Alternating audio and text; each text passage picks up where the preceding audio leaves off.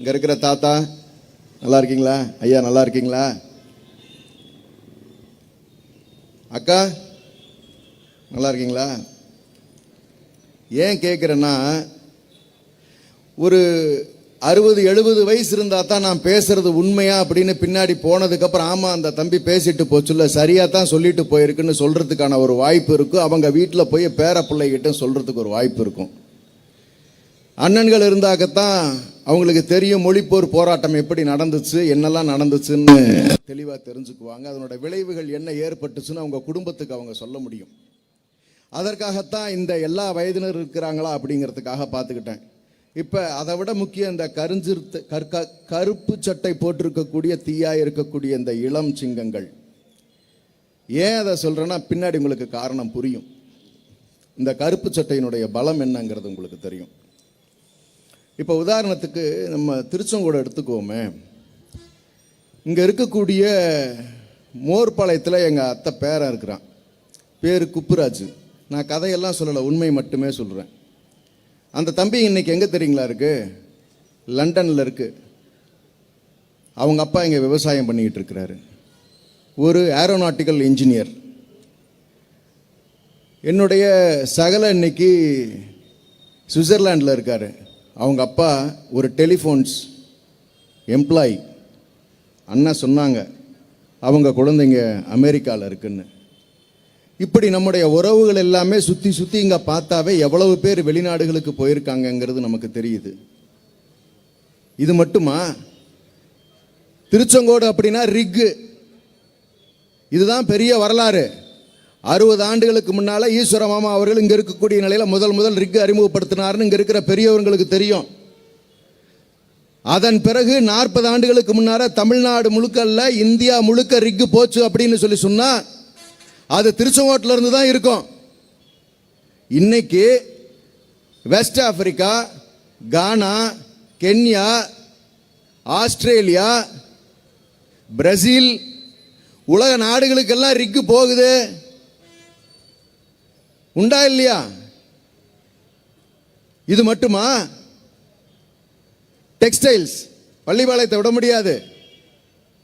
Textiles export ஐரோப்பாவில் இருக்கக்கூடிய பல நாடுகளுக்கு போயிட்டு இருக்கு. அமெரிக்காவுக்கு எக்ஸ்போர்ட் ஆகுது, உலகம் முழுக்க போய்கிட்டு இருக்கு. இங்க இருக்கக்கூடியவர்கள் எல்லாம் அங்க போய் தொழில் தொடங்கி இருக்காங்களே. அப்ப இங்க இருக்கக்கூடிய சுவாமி விவேகானந்தா மருத்துவக் கல்லூரியை பார்க்கிறேன். விவேகானந்தா மருத்துவக் கல்லூரியில் 15,000 பெண் குழந்தைகள் படித்துக் கொண்டிருக்கிறார்கள். கேஎஸ்ஆர்ல பார்க்கிறேன், கோயட்ல அங்க ஒரு 15,000 குழந்தைங்க படிக்கிறாங்க. செங்குந்தர் கல்லூரியில் பல்லாயிரக்கணக்கான குழந்தைகள் படிக்கிறாங்க. இப்படி இந்த திருச்செங்கோடு இப்ப எந்த அளவுக்கு வசந்து நிக்குதுன்னு பாருங்களேன். இந்த பொருளாதாரம் வெளியே ஈட்டுகின்ற பணம் எல்லாம் இங்க தானே வந்து சேருது. உலகம் முழுக்க இன்னைக்கு திருச்செங்கோட்டில இருந்து போயிருக்காங்க. இதே 50 வருஷத்துக்கு முன்னாடி நான் கற்பனை பண்ணி பார்க்கிறேன். சாதாரண மேட்டுக்காடு, வானம் பார்த்த பூமி, மழை பேஞ்சிச்சுன்னா கல்லக்காய் விளைஞ்சா உண்டு. சரியான நேரத்தில் மழை பேஞ்சிச்சுன்னா கல்லக்காய் வரும், கொட்டமுத்து போடுவாங்க. எங்க தாத்தா அதெல்லாம் பார்த்த விவசாயம் பண்ணதுனால பிடிச்சி ஏரோட்டி நான் பார்த்துருக்கேன். அப்ப எனக்கு அது விபரமா தெரியும். 50 ஆண்டுக்கு முன்னாடி அப்படிதான் இருந்துச்சு திருச்செங்கோடு. ஆனா இன்னைக்கு இந்த 50 ஆண்டுகள்ல இந்த திருச்செங்கோடு எவ்வளவு பெரிய வளர்ச்சியை பெற்றிருக்கு. உலகம் முழுக்க போயிருக்கோம்ல. இது இன்றைய திருச்செங்கோட்டோட நிலை. அப்படியே ஒரு சின்ன ஒரு ஒப்பீடு. ஏன்னா தமிழ்நாடு எங்க இருக்கு, தமிழர்கள் எங்க இருக்காங்க, திருச்செங்கோடுங்கிற ஒரு நகராட்சி இந்த வளர்ச்சியை பெற்றிருக்கு. இங்க இருக்கக்கூடியவர்கள் இந்த வளர்ச்சியை பெற்றிருக்காங்க. உத்தரப்பிரதேசத்தை பார்ப்போம், இன்னித்து நிலவரத்தை. தொழில் பீகார்ல தொழில் என்ன இருக்கு? ஊப்பியில ராமர் கோயிலை மட்டும் கட்டி வச்சுட்டு உலகம் முழுக்க இருந்து வாங்கடா வாங்கடான்னு கூப்பிட்டுக்கிட்டு இருக்கா. தொழில் இருக்கா? இல்ல. அங்க 25,000 குழந்தைகள் எலிமெண்டரி ஸ்கூல்ல இருந்து வெளியே வந்துருச்சு. 25,000 பள்ளி கூடங்களை மூடி இருக்காங்க. இங்க 10,900 கிளாஸ் ரூமை கட்டி கொடுத்துருக்கோம். நம்ம கல்வியில அந்த முக்கியத்துவத்தை கொடுத்துக்கிட்டு இருக்கோம். திக்விஜய் சிங் அவர்கள் வந்திருந்தார் அந்த மதையான புத்தக வெளியீட்டுக்கு. வந்திருந்த போது சொன்னாரு, அங்க இருக்கிற பிள்ளைகளுக்கு யார் தெரியுமா பாடம் சொல்லி தராங்க? ஏபிவிபி ஆர்எஸ்எஸ்ல இருந்து வர்ற துணை அமைப்புகள் தான் அங்க பள்ளிக்கூடங்களை அரசு பள்ளிகளை மூடிட்டு குருகுல கல்வியை சொல்லித்தரோம்னு சொல்லி சொன்னாங்க. அந்த பிள்ளைகளுக்கு என்ன தெரியுமா சொல்லி தராங்களா? மாசத்துக்கு ஒரு முறை அவர்களுக்கு காசு வழங்கப்படும். இஸ்லாமியர்களை பார்த்தால் எடுத்து கல்லெறிய வேண்டும். என்னடா பள்ளிக்கூடத்தில் எதையாடா சொல்லி தருவீங்க?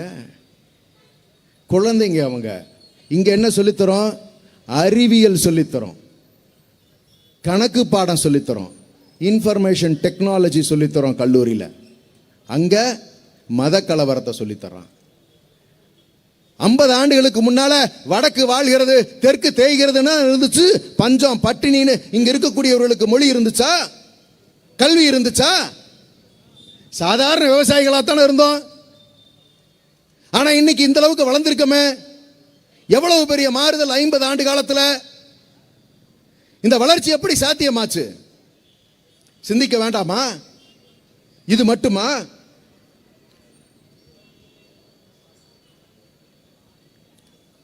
நம்மளுடைய வரலாறு இன்னைக்குமே நம்ம மறக்கக்கூடாது. அண்ணன் சொல்லிக்கிட்டே இருந்தாங்க. சிலப்பதிகாரம், நம்மளுடைய இலக்கியங்கள், இதெல்லாம் சொல்லிக்கிட்டே இருந்தாங்க. உண்மையிலேயே எனக்கெல்லாம் அவ்வளவு மகிழ்ச்சியாக இருந்தது. ஏன்னா இன்னமும் இதை பேசுவதற்கு ஆட்கள் இருந்து கொண்டு இருக்கிறார்கள். அதுதான் தமிழோட பலம். இந்த மாதிரியான ஒரு வளர்ச்சிக்கு பெரிய காரணம் என்ன தெரியுமா? இன்னைக்கு நாமெல்லாம் உரிமையோட இந்த இடத்துல இவ்வளவு செல்வாக்கா உட்கார்ந்துருக்கமே, இந்த சமூக நீதியோட இருக்கு. அண்ணன் காட்டினாங்களே இந்த நோட்டீஸை எடுத்து எல்லாரும் ஒன்னா உட்கார்ந்துருக்கோம்னு. வடநாட்டில் அப்படி உட்கார விட்டுருவானா? இன்னைக்கும் சத்துர்வேதி, திரிவேதி, புரோஹித் அவர்கள் சொல்லுவதைத்தான் அங்க கீழே இருக்கிறவன் கேட்கணும். இது தெரியுமா? இங்க இருக்கிற மாணவர்கள் சொல்லுங்க, நீங்க எவ்வளவு உயர்ந்த இடத்துல இன்னைக்கு தமிழ்நாடு இருக்கு. இதுக்கெல்லாம் அடிப்படை என்ன தெரியுமா? நம்முடைய இருமொழி கொள்கை. இருமொழி கொள்கையில நாம தமிழோடு நம்முடைய உணர்வுகள் எல்லாம் பிரதிபலிக்கிறதுக்கு, எண்ணங்களை சொல்றதுக்கு தமிழை வச்சுக்கிட்டோம். உலகம் முழுக்க போவதுக்கு எங்களுக்கு ஆங்கிலம் வேணும்னு அன்னைக்கு பேரறிஞர் அண்ணா அவர்கள் பெற்று தந்த உரிமை இந்த மாநிலத்துக்கு மட்டுமே உண்டு. மற்ற எந்த மாநிலத்துக்கும் இந்த இருமொழி கொள்கை கிடையாது. சும்மா வரல சார் இதெல்லாம். இது மட்டும் இல்ல, இந்த மொழியினுடைய தன்மையை நம்ம அவசியம் தெரிஞ்சுக்கணும். இந்த மொழி இருக்கிறதுனால தான் இன்னைக்கு நமக்கு அந்த கீழடியில் இருக்கக்கூடிய நம்மளுடைய அடையாளங்கள் நமக்கு தெரிஞ்சிச்சு. அந்த பனை ஓடுகள் கருப்பு சிவப்புல இருக்கு. அதில் எழுதி இருக்கக்கூடிய எழுத்துக்கள் தமிழ் எழுத்துக்கள். அந்த வரலாறு 2500 ஆண்டு கால தமிழனுடைய வரலாறு எப்படி இருந்துச்சுன்னு சொல்லுது. எவ்வளவு பெருமையான வரலாறு இது. அன்னைக்கே தமிழருடைய நாகரிகம் எப்படி இருந்துச்சுன்னா, உலகம் முழுக்க வர்த்தகம் பண்ணியிருக்கானே தமிழன். ரோம நாகரிகம், ரோம்ல இருந்த காயின்ஸ், கிரீக்ல இருந்த காயின், இது எல்லாம் இன்னைக்கு நம்ம கொங்கு மண்டலத்தில் அதிக அளவு கிடைக்குது. இதற்கெல்லாம் எப்படி வாய்ப்பு ஏற்பட்டுச்சு? அப்பவே உலகம் முழுக்க வர்த்தகம் பண்ணியிருக்கான் தமிழன் அப்படிங்கிறத இன்னைக்கு நம்முடைய முதலமைச்சர் அவர்கள் ஆதாரபூர்வமாக எடுத்து காட்டியிருக்காங்களே. இதை ஒன்றிய அரசு அங்கீகரிக்குதா? அலறான். தமிழர்களுக்கு இப்படிப்பட்ட அடையாளத்தை நாங்கள் கொடுக்க மாட்டோம். இழுத்துக்கிட்டே போறீங்களே ஏன்? ஆதாரபூர்வமா எத்தனை சொன்ன பிறகு ஏன் மறுக்கிறீங்க? தமிழர்களுக்கான அடையாளத்தை ஏன் கொடுக்க மறுக்கிறீங்க? இது சரியா? பொருளை சொல்லியிருக்கமே 4500 ஆண்டுகள்ல 5500 ஆண்டுகளுக்கு முன்னால தமிழன் இரும்பை பயன்படுத்தி இருக்கிறான், உலோகவியலில் சிறந்து விளங்கி இருக்கிறான். இப்படிப்பட்ட வரலாறு இந்தியாவில் வேற எந்த ஊர்ல இருக்கக்கூடிய இனத்துக்காவது உண்டா? கிடையவே கிடையாது. ஆணித்தரமா சொல்லலாம். அப்படிப்பட்ட சிறந்த நாகரிகம் தான் இந்த தமிழ் நாகரிகம். இது எதனால நாம தெரிஞ்சுக்கிட்டோம்னு சொன்னா, இந்த மொழியை நாம காப்பாத்தினதுனால, தாய்மொழியாம் தமிழ் நின்னதனால, இந்த தமிழ் மொழி இருந்ததுனால தான் தமிழையை நம்ம தெரிஞ்சுக்கிட்டோம். இதே ஹிந்திய கத்திருந்தோம்னு சொன்னா, அன்னைக்கு அவன் ஹிந்திய புகுத்தி இருந்தான்னு சொன்னா, நாமளும் பானிபூரி வித்திருப்போம், பாக்கு போட்டு துப்பிக்கிட்டு இருந்திருப்போம். இங்கிலீஷ் இல்லாம இருந்திருக்கோம். மீறினா எங்க போயிருப்போம்? வடநாட்டுக்கு போன அன்னைக்கெல்லாம் நம்மளை மதிச்சானுங்களா ஏளனமா பார்த்த காலம் அது. இன்னைக்கு அவன்லாம் இங்க வேலை பார்த்துக்கிட்டு இருக்கான்ல கூலி வேலைக்கு. அப்ப தமிழ்நாடு இவ்வளவு வளர்ந்திருக்கு. எப்படி வளர்ந்துச்சு? யாரால வளர்ந்துச்சு? ஒரு பெரும் மறவர் படை. அண்ணன் விளக்கம் சொன்னாங்க. திராவிட முன்னேற்ற கழகம்ங்கிற இந்த ஒரே ஒரு கட்சியினாலதான் இந்த வளர்ச்சி தமிழ்நாட்டுக்கு. இத கட்சின்னு நாங்க என்னைக்குமே சொல்ல மாட்டோம். ஏன் தெரியுமா? இது மறவர் படை. ஆட்சியில் இருந்தாலும் இல்லாவிட்டாலும் தமிழர்களினுடைய நலனை பற்றி பேசிக்கொண்டே இருந்த இயக்கம். தமிழர்கள் எல்லாம் இந்த இன உணர்வுல ஒன்னா சேர்ந்து இருக்கக்கூடிய ஒரு கட்டமைப்பு. இன பாதுகாவலர்கள், அறம் பேசுகின்றவர்கள், நீதி, நேர்மை, சமத்துவம், பகுத்தறிவு இதெல்லாம் நமக்கு தலையாய கொள்கைகளாக வைத்திருக்கக்கூடியவர்கள். இதையெல்லாம் தந்தை பெரியார் அவர்கள் நமக்கு ஊட்டி வளர்த்திருக்காரு. இன்னைக்கும் பெரியாரின் பேரன்கள் இந்த கருஞ்சட்டை எவ்வளவு பலம் பொருந்தியதுன்னு உங்களுக்கு தெரியுமா? இந்த சட்டையோட அர்த்தம். இதை போட்டா நமக்கே ஒரு தெம்பும் ஒரு தைரியமும் ஒரு தில்லும் வரும். அது இருக்கிறவன் தான் கருப்பு சட்டையை தைரியமா போடுவான் முதல்ல. அந்த பெருமை இன்னைக்கு மாணவர்கள்ட்ட இருக்குன்னு சொல்லி சொன்னா பெரியார் வித்திட்ட விதை. சும்மா வரல இதெல்லாம். இப்ப இப்படிப்பட்ட உயரிய இனம் இந்த தமிழ் காக்கப்பட்டதனால வந்துச்சு, இந்த தமிழ் இருந்ததுனால வந்துச்சு. அப்ப ரொம்ப முக்கியமா நம்ம பார்க்க வேண்டியது இந்த தமிழ் எவ்வளவு அழகுங்கிறத ஒரு வார்த்தை சொல்லிதான் ஆகணும். அண்ணன் தேன் சொன்னாங்களே, விட்டுற முடியுமா இந்த தேனை? கொல்லிமலை இருக்கு இங்க. ஒரு கவிஞர் எழுதியிருக்கிறார், நாமக்கல் மாவட்டம் என்பதால் கொல்லிமலை சிறப்பு தேன் பற்றி அவர் எழுதியது. கொல்லிமலை காட்டில் உள்ள ஓர் ஆளிடம் தேன் கொண்டு வரும்படி சொல்லி இருந்தேன். அவன் அன்று வராமல் மறுநாள் வந்து வெறுங்கையோடு நின்றதால் சிறிது கோபித்தேன். அவன் பேசினான், நேற்றே மலைக்கு நடந்தேன், பல இடங்களில் அலைந்தேன், இறுதியில் பெரும் பாறை தேன் கண்டு சிறிது மலைத்தேன். ஒரு கொடியை பிடித்தேன், ஏறிச் சென்று சுவைத்தேன், சட்டியில் பிழிந்தேன், நன்றாக வடித்தேன், அதனை கண்டு மகிழ்ந்தேன், அதில் சிறிது குடித்தேன், கழித்தேன், கலைத்தேன், அயர்ந்தேன், மறந்தேன், இன்று காலை எழுந்தேன், தேனை அடைந்தேன், எடுத்தேன், விரைந்தேன், நடந்தேன், வந்தேன், சேர்ந்தேன், இப்போது உங்கள் ஆளிடம் கொடுத்தேன், நானும் இதை கேட்டு மகிழ்ந்தேன், அவனுக்கு உரியதை தந்தேன். ஆஹா, எத்தனை எத்தனை தேன் ஒரே கருத்தில். இப்படி ஒரு மொழி உலகத்தில் இருக்கா? இந்த மொழியை காக்கிறது எவ்வளவு அவசியம்ங்கிறது உங்களுக்கு இப்ப புரிஞ்சிருக்கும். இந்த மொழி காத்ததுனால தான் நம்ம வரலாறு இன்னைக்கு நமக்கு தெரியுது, நம்மளுடைய அடையாளம் இன்னைக்கு நமக்கு புரியுது. இது மட்டுமா? இலக்கியங்கள் மூலியமா முத்தமிழறிஞர் கலைஞர் அவர்கள் நமக்கு பெரும் பங்காற்றி இருக்கிறார். சாதாரணமானவர்கள் முத்தமிழறிஞர் என்று சொல்லுவதற்கு, பெயர் பெறுவதற்கும் எளிதான காரியம் அல்ல.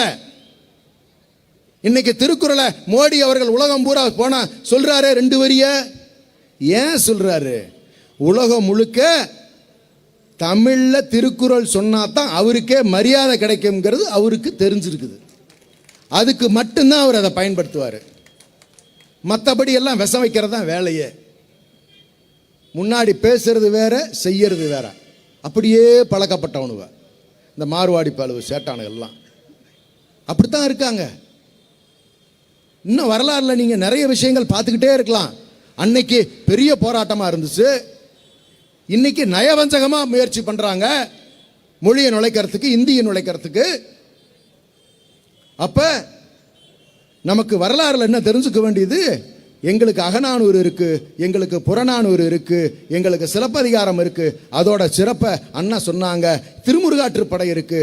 எங்களுக்கு எங்களுடைய முருகன் இருக்கிறான், திருச்செந்தூரில் அமர்ந்திருக்கிறான், திருப்பரங்குன்றத்தில் இருக்கிறான், திருத்தணியில் இருக்கிறான், பழனியில் இருக்கிறான், சுவாமி மலையில் இருக்கிறான். இப்படி 5 திணைகளுக்கும் உண்டான நிலங்களில் இருக்கிறான். இதற்கு பின்னாடி தான் நமக்கு பிரச்சனையே ஆரம்பிச்சது 12ஆம் நூற்றாண்டுல உள்ள வந்த ராமாயணத்தினால. இன்னைக்கு நம்ம கிண்டலா சொல்ற தமிழ்நாட்டில் ஒரு வழக்கம் உண்டு. என்ன தெரியுமா? ராமாயணம் பேசுறான் பாரு. எதை ஒருத்தன் பொய் சொன்னாலோ ஏமாத்தினாலோ ராமாயணம் பேசுறான் பாருன்னு சொல்ற வழக்கம் இருக்கு.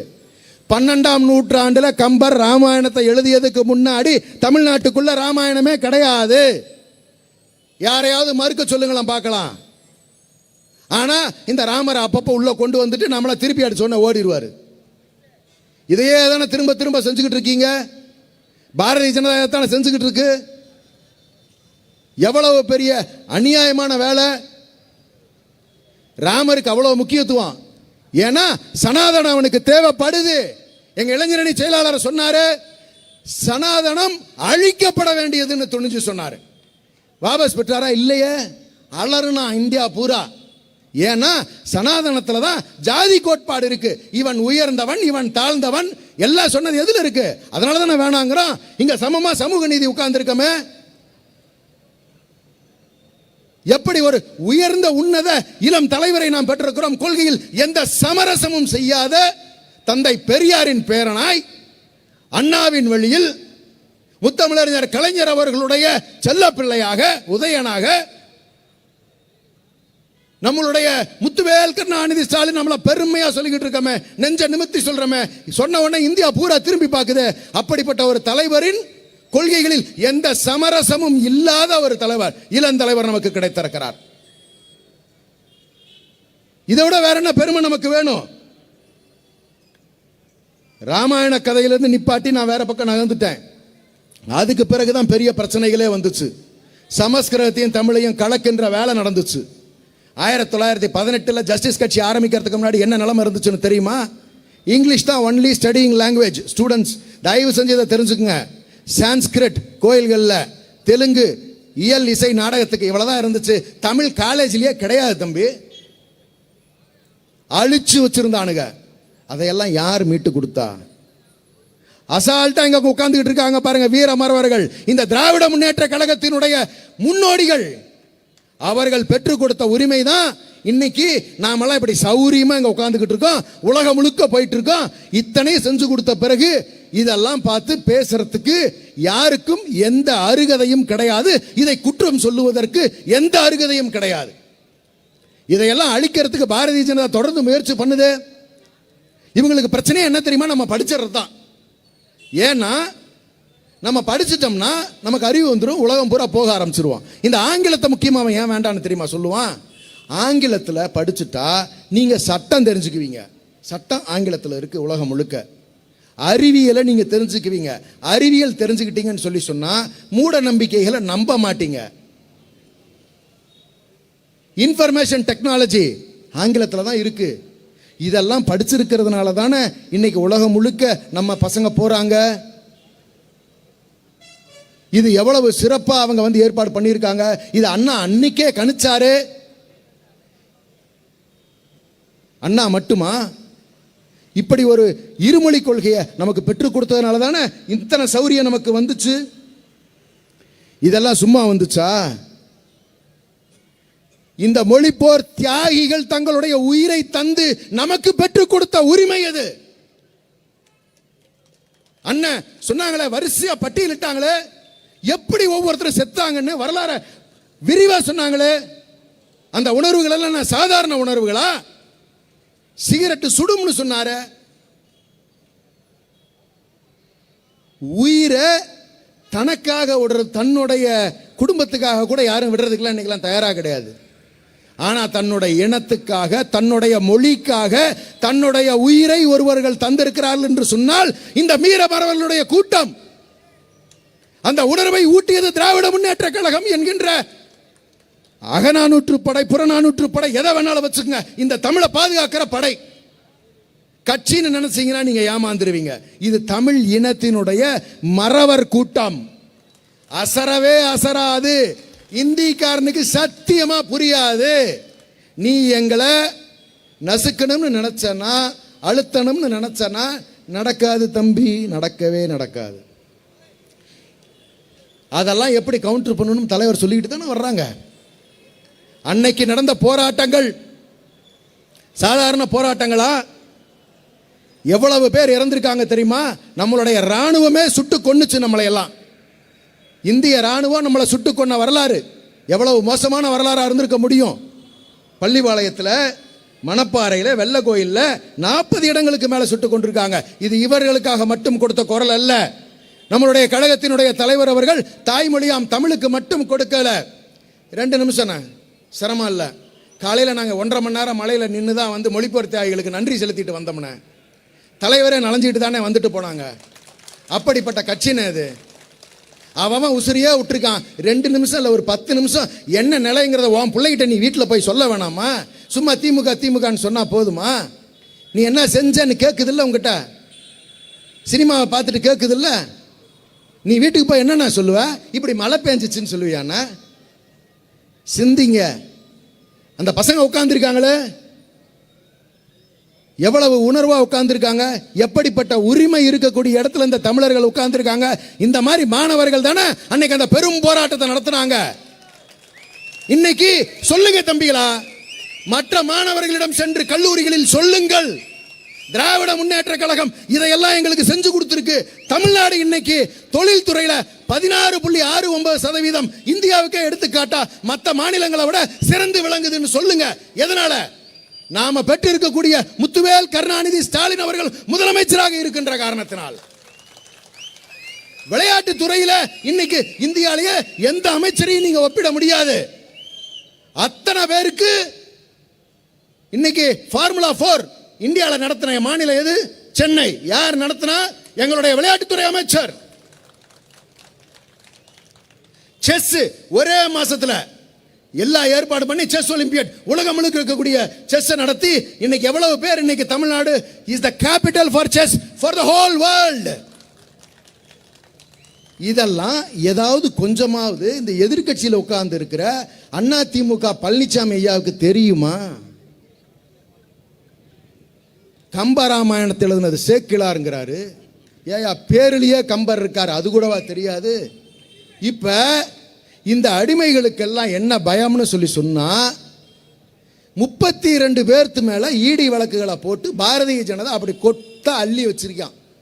இவங்க யாராவது விசாரணைக்கு போய் நீங்க பார்த்தீங்களா? நம்ம கட்சினா விசாரணை கூப்பிடுவாங்க, கோர்ட்டுக்கு போவாங்க, ஈடிக்கு போவாங்க, தேதியில தெரியும், மிரட்டுவாங்க. போயா உசிரியோ கொடுத்தவங்க நாங்க உன் கேஸுக்கா பயப்பட போறோம்னு திமுக ஆசால்ட்ட தட்டி எறிஞ்சிட்டு போவான். கோர்ட்ல என்ஃபோர்ஸ்மெண்ட் டைரக்டரேட் ரெய்டு நடத்திட்ட பிறகு நாங்கள் பிடித்து விட்டோம்னா, என்னத்தரா பிடிச்ச? நீ எதையுமே பிடிக்கலடா, வெளியே போடான்னா கோர்ட்ல வந்து மன்னிப்பு கேட்டாங்க. அதுதானே உங்க ஈடியோட நிலைமை. ஆனா அண்ணா திமுக இருக்கவங்க மேல இருக்கக்கூடிய வழக்கு என்ன சாதாரண வழக்குகளா? ஈடியில போட்டு வச்ச உடனே ஐயா நீங்க என்ன சொன்னாலும் நாங்க கேட்கிறோம், நீங்க உட்கார சொன்னா உட்கார போறோம், எந்திரிக்க சொன்னா எந்திரிக்க போறோம். அப்படித்தானே இருந்தீங்க. தமிழ்நாட்டினுடைய எத்தனை உரிமைகளை நீங்க விட்டு கொடுத்துருக்கீங்க. நீட் வந்தது உங்க காலத்துல தானே, அம்மையார் இருந்தப்ப கூட வரலையே. அதனால இன்னைக்கு எத்தனை குழந்தைங்க இருந்திருக்காங்க. இன்னைக்கு ஃபேர் டீலிமிட்டேஷன் வரப்போகுது. மாணவர்களே தயவு செய்து தெரிந்து கொள்ளுங்கள். தொகுதி மறுவரையை செய்ய போகிறார்கள். வருகின்ற ஆண்டில் அல்லது அதற்கு அடுத்த ஆண்டில் நடக்கவிருக்கிறது. தொகுதி மறுவரைனா என்னன்னா, பாப்புலேஷனுக்கு ஏற்ற மாதிரி பாராளுமன்றத்தில் இருக்கக்கூடிய பிரதிநிதித்துவத்தை அதிகப்படுத்துவது. நமக்கெல்லாம் சொன்னாங்க 2க்கு 1 சொன்னாங்க. சரி, நாம் அதெல்லாம் கேட்டு பாப்புலேஷனை நம்ம கண்ட்ரோல் பண்ணிட்டோம். ஏன்னா அரசு சொன்னா கேட்கணுங்கிற வழக்கம் இருக்கு இல்லையா? ஆனால் வடநாட்டில் ஒவ்வொருத்தரும் 4 புள்ள 5 புள்ளன்னு பெற்றுட்டான். இப்போ பாப்புலேஷனில் யூபி எங்கேயோ நிற்குது, எம்பி எங்கேயோ நிற்குது. அப்போ நம்பர் ஆஃப் பாப்புலேஷனை பேஸ் பண்ணி தொகுதி பிரிச்சிங்கன்னு சொல்லி சொன்னால் இப்போ இருக்கக்கூடிய 534 தொகுதி இருக்காது, 700லிருந்து 800 ஆகும். அவர்கள் உயர்ந்த நிலைக்கு பெருமளவில் வந்து விடுவார்கள். அப்போ காலத்துக்கு நம்ம அடிமையாக தரணும். அதுக்கு தான் குரல் கொடுத்தாரு நம்மளுடைய முதலமைச்சர் அவர்கள். சொன்ன உடனே தமிழ்நாடு மட்டுமல்ல, ஆந்திரா விழித்துக் கொண்டது, கர்நாடகா விழித்துக் கொண்டது, கேரளம் விழித்துக் கொண்டது, ஒரிசா விழித்துக் கொண்டது, வெஸ்ட் பெங்கால் விழித்துக் கொண்டது. பூர்வ குடிகளாக இருக்கக்கூடியவர்கள் அத்தனை பேர் விழித்துக் கொண்டார்கள். வந்தேரிகள் எல்லாம் தடுமாறி பயந்து ஓடி ஒளிந்தார்கள். இதான வரலாறு. இதெல்லாம் எப்படி சாத்தியமாச்சு? ஏன் நான் இந்த மொழிப்போர்ல வீர மறவர்களை பத்தி, உயிர் நீத்தவர்களை பத்தி ஏன் நான் தொடல அப்படிங்கிறதுக்கு ஒரு முக்கியமான காரணத்தை சொல்றேன். அதை விரிவா அண்ணன் புட்டு புட்டு புட்டு வச்சுட்டாங்க. மீண்டும் நான் பேசுவது அவர் பேசியதே திரும்ப பேசுவது போல் ஆகும். உங்களுக்கு போர் அடிக்கும். கருத்துக்கள் சொல்ல வந்தது விடுபட்டு போயிடும்ங்கிற காரணத்தினால இன்னைக்கு தேவை என்ன தெரியுமா? இந்த மொழிப்போர் முடிஞ்சிருச்சுன்னு நினைக்கிறீங்களா? கிடையாது. 4வது கட்டத்தில் முடிந்து விடவில்லை. 5வது கட்டமாக தொடர்ந்து இருக்கிறார் நேஷனல் எஜுகேஷன் பாலிசி. என்ன சொன்னாங்களே, கட்டாயப்படுத்துறாங்களே நம்ம பள்ளிக்கல்வித்துறை அமைச்சரை, நீங்க கையெழுத்து போடுங்க, இதில் ஒண்ணுமில்ல நாங்களே படிச்சு பார்த்த அப்புறம் தான் அண்ணன் சொன்னுச்சு, மும்மொழி கொள்கை மட்டுமில்லன்னு, இதுல சமஸ்கிருதத்தை இந்தியாவில் இருக்கக்கூடிய பல்வேறு மொழிகளில் இருக்கக்கூடிய இணைப்பு மொழியா இருக்கிறதுனால எல்லா நிலைகள்லையும் சமஸ்கிருதத்தை சொல்லி தருவோம்னு கொண்டாந்து சொருகி வச்சிருக்கானே, இந்த விஷம் வச்சது யாருக்காவது தெரியுமா? பழனிசாமி ஐயா ஒரு வார்த்தை இதை பத்தி பேசினாரா? அந்த சமஸ்கிருதத்தை கொண்டு வந்து சொருகுனா நம்ம பிள்ளை என்ன ஆகும்? இந்திய கொண்டு வந்து சொருகுனா நமக்கு என்ன ஆகும்? இழப்பு யாருக்கு? இதை தமிழ்நாட்டில் ஏன் கட்டாயப்படுத்துறீங்க? எங்களுக்கு தான் இருமொழி கொள்கைக்கு ரிலாக்ஸேஷன் அன்னைக்கு எங்க தலைவர் வாங்கி வச்சுட்டாரு. இத்தனை இறப்புக்கு பிறகுமா நாங்கள் தெரிந்து கொள்ள மாட்டோம்? எங்களுக்கு பாடம் எடுக்காதீர்கள். எங்களுக்கு என்ன பின்பற்றணும்னு எங்களுக்கு தெரியும். அப்ப இதுக்கு கட்டாயப்படுத்துகின்றது மீண்டும் போர் நடந்து கொண்டுதான் இருக்கிறது. நயவஞ்சக போர், சூழ்ச்சி போர். அதில் விழித்துக் கொண்டவர்கள் தான் நம்மை வழி நடத்துகின்ற இன தலைவர்கள். யார் அந்த ஒற்றை இன தலைவர்? யார்? முத்துவேல் கருணாநிதி ஸ்டாலின், இந்த தமிழ் இனத்தினுடைய தலைவர். தெம்பா ஒருத்தர் சொல்ல முடியுது இல்ல? என்னன்னு? Tamil Nadu is never under the control of Delhi. வரவே வராதுன்னாரு. எந்த ஷாவும் தமிழ்நாட்டை ஆள முடியாதுன்னு சொன்னாரு. இன்னைக்கு இல்ல, கடந்த காலம் எந்த ஷா ஆண்டதும் இல்ல, வருங்காலத்திலையும் ஆள போறது இல்ல. தெளிவா சொல்லிடுங்க. நேத்து சொன்னாரு டப்பா இன்ஜின்னாரு, உடனே வில விளக்குது. உங்க கூட்டணி எப்படியா உருவாக்கி வச்சிருக்கீங்க? எல்லாம் இடி கேஸ் பார்ட்டி. பாட்டாளி மக்கள் கட்சி அன்புமணி அவர்கள் 2009 ஊழல் வழக்குல இடி கேஸ் இருக்கு, அந்த கேஸ்ல பிடிச்சி உள்ள வச்சிருவோம்னு சொல்லி சொன்னதுனால அப்பம் கூட எனக்கு வேண்டாம், எனக்கு மோடி இருந்தா போதும், அந்த பொட்டி இருந்தா போதும்னு அங்க போய் உட்கார்ந்துருக்கே. உங்க அப்பா இன்னைக்கு தானே சுதாரிச்சுக்கிட்டாரு. அப்படித்தான் இந்த கூட்டணி அமைச்சிருக்கீங்க. டிடிவி தினகரன் ஒரு மாசம் முன்னாடி சொன்னாரு, எடப்பாடியோடு சேர்ந்தேன் என்றால் நான் தூக்கு போட்டுக் கொள்வேன்னாரு.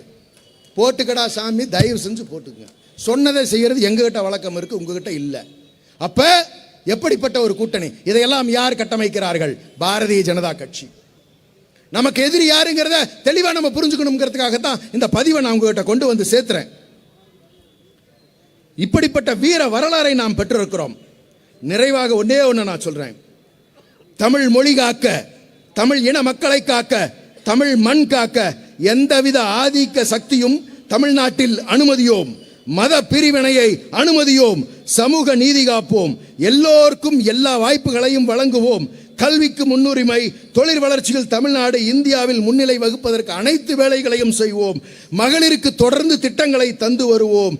உலக அரங்கில் இன்று நமக்கு தெரிகிறது, சவுதி அரேபியாவுக்கு போனா, அயர்லாந்துக்கு போனா நம்ம முத்துவேல் கருணாநிதி ஸ்டாலின் அவர்களை தெரிகிறது. காலை உணவு திட்டம் அவர்கள் இம்ப்ளிமெண்ட் பண்ணி கொண்டிருக்கிறார்கள். மேலை நாடுகள் எல்லாம் நம்முடைய திராவிட மாடல் திட்டங்களை பின்பற்றி கொண்டிருக்கிறது. நம்ம தலைவரை தெரியுது, நல்லதுக்கு தெரியுது. எதுக்கு தெரியுதுங்கிறது ரொம்ப ரொம்ப முக்கியம். அப்படிப்பட்ட உன்னதமான ஒரு தலைவரை பெற்றிருக்கிறோம். அது இன்னைக்கு காலையில் நம்முடைய தலைவர் அவர்கள் வீர வணக்க நாளில், மொழிப்போர் தாய்களுக்கு நடந்த வீர வணக்க நாளில் சபதமேற்றார். என்னன்னு? மீண்டும் வெல்வோம், வெல்வோம் 200, படைப்போம் வரலாறு, மீண்டும் மீண்டும் திராவிட முன்னேற்ற கழகம் தொடர்ந்து ஆட்சி அரியணையில் இருக்கும். ஏனென்று சொன்னால் தமிழர்களை பாதுகாப்பதற்கு உண்மையாக உறுதியாக இருக்கிறது ஒரு இயக்கம் என்று சொன்னால் அது தமிழ் மறவர்கள் கூட்டம். அதற்கு பெயர் திராவிட முன்னேற்ற கழகம். வாய்ப்புக்கு நன்றி கூறி விடைபெறுகிறேன். நன்றி, வணக்கம். நன்றி உரை மாவட்ட மாணவரணி துணை அமைப்பாளர் நாணாநாணி கார்த்தி அவர்கள். மொழிக்காக